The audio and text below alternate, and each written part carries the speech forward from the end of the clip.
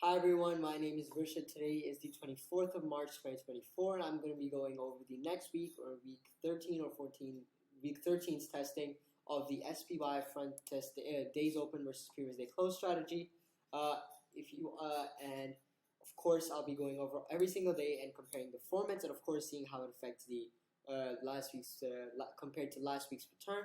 But without further ado, let's just get into this video. So on the 18th, we can see that we had a buy signal, which made us a small loss, relatively small loss of $2,428.2, which is 0.223%, reducing our cumulative return to 9.149% and further reducing our alpha to 1.693%.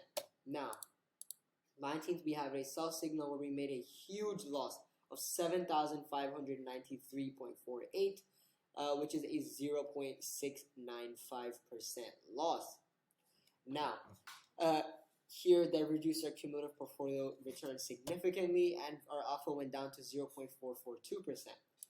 Next, we had a buy signal which covered pretty much all of these losses at $9,909.84, bringing our cumulative return back up to 9.363.